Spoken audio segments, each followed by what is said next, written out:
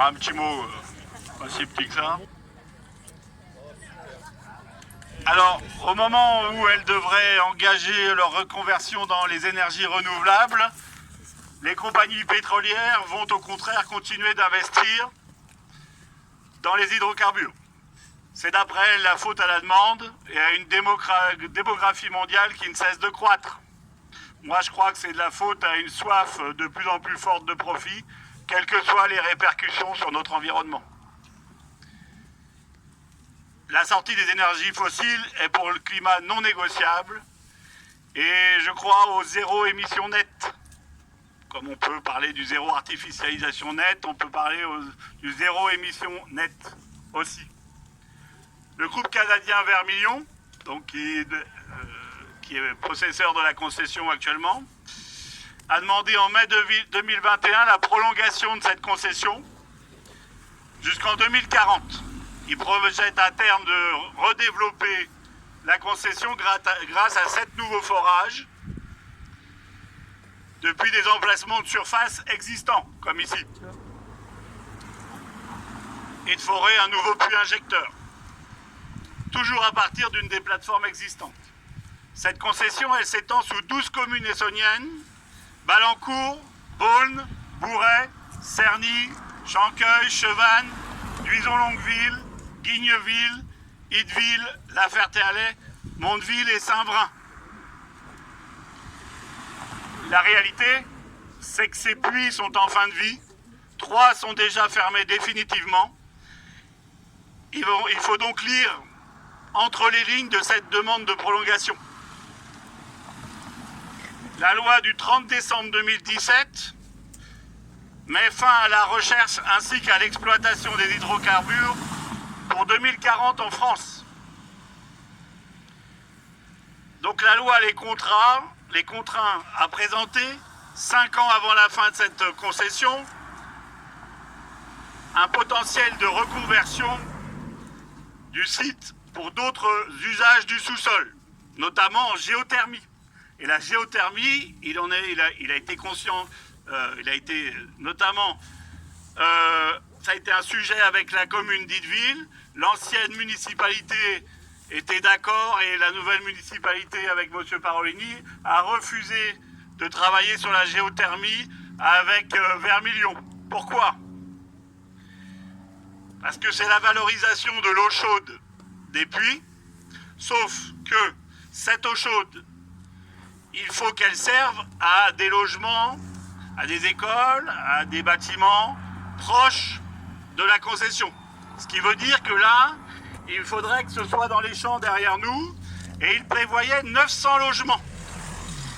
900 logements sur ces terres agricoles, chauffés par une eau qui remonte à 64 degrés.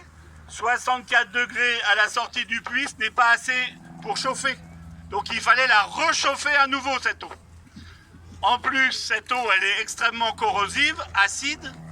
Donc tout ce qui est installation, il aurait fallu changer régulièrement toute la tuyauterie, tous les moteurs, parce que attaqués par la corrosion.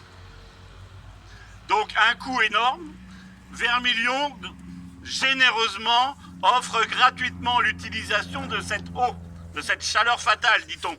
Fatale, le mot on le comprend. Seulement, ils offrent l'eau chaude, notre eau en fait, faut le dire, puisqu'elle est puisée ici. Et cette eau, il faut la transporter. Les installations pour installer ce système de géothermie sur les 900 logements prévus étaient aux frais soit de l'État, soit de la commune. Des frais énormes, impossibles à financer et qui rendent l'installation de géothermie inimaginable. En fait, c'est une grosse blague. Il fallait trouver des arguments pour avoir la prolongation de la concession. Les arguments, ils en ont trouvé. Ils en ont trouvé d'autres. Sur cette demande, ils vont nous parler de lithium. Seulement, le lithium, rien ne dit qu'il y en a sous nos pieds. Et c'est simplement pour vendre leur demande de concession qu'ils vont nous parler de lithium. Le lithium, c'est très à la mode aujourd'hui. avec tout ce qui est batterie de téléphone, véhicules électriques, etc. Mais on sait bien que de toute manière, le véhicule électrique, c'est pas l'alternative au véhicule thermique, que l'alternative à la mobilité aujourd'hui, bah, c'est moins de mobilité, des mobilités moins futiles, des mobilités plus intelligentes, des mobilités plus communes, groupées, et des mobilités pour le travail moindres. On l'a vu ces derniers temps, travailler davantage de chez soi ou travailler plus à proximité en rapprochant l'habitat des lieux de travail. On voit ici que 900 logements là derrière moi, bah, pour se déplacer, pour aller travailler, ça va être des voitures supplémentaires. Mais ces voitures, elles ne seront pas alimentées par le pétrole produit ici, par l'huile de pétrole produite ici. Parce que cette huile est de mauvaise qualité, elle prend un pipeline qui va jusqu'à Vers-le-Grand. À Vers-le-Grand, elle prend des camions citernes qui vont jusqu'au Havre. Et arrivé au Havre, la qualité fait qu'elles vont simplement alimenter des cuves de paquebots pour partir en Chine. Voilà ce qu'on est en train de produire ici. Et c'est en baisse constante. On produit de moins en moins, c'est dans leur tableau. On va utiliser 9 litres d'eau pour produire 1 litre d'huile de pétrole de mauvaise qualité.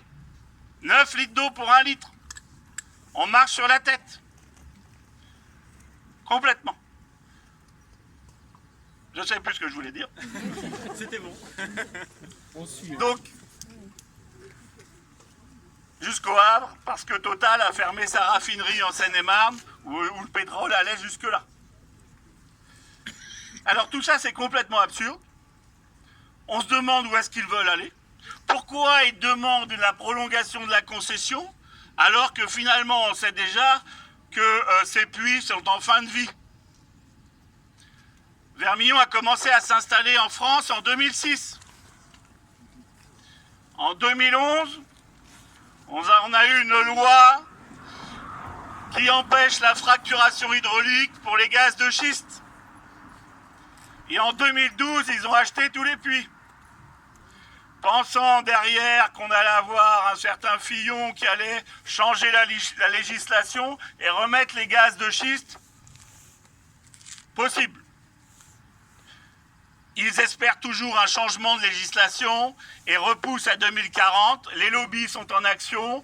En fonction des gouvernements qui arriveront d'ici là, peut-être auront-ils gain de cause et pourront passer au gaz de schiste. Les forages, c'est déjà 12 km à l'horizontale sous nos pieds, là. 12 km. Et en profondeur, on descend à 1500 mètres. Des accidents dans les champs, des fuites, il y en a déjà eu. On ne peut pas supporter un tel système. C'est terminé. L'urgence climatique, elle est là, on le voit. On le voit tous les ans, tous les jours, au journal télévisé pour ceux qui le regardent. Les urgences, les inondations, les coups de vent, sans arrêt. Gamin, on ne voyait pas ça, hein, il n'y en avait pas tous les jours hein, dans la presse. Là, c'est sans arrêt maintenant. Il y a bien une raison. La raison est derrière nous, en partie. Alors, merci d'être venu aujourd'hui. On s'est réunis, vous y êtes sensibles, mais on voit que là, on est, je ne sais pas, une soixantaine. Évidemment, comme toujours, on aurait espéré plus, mais une soixantaine, c'est un début. Quand chacun, à la maison, parle à la famille, parle aux amis, et leur indique, leur demande de parler à leurs amis, à leur famille, petit à petit, l'oiseau fait son nid, j'ai envie de dire, ça rimait, bon. Mais il faut s'associer, passer le message, parlez-en, faites-le savoir.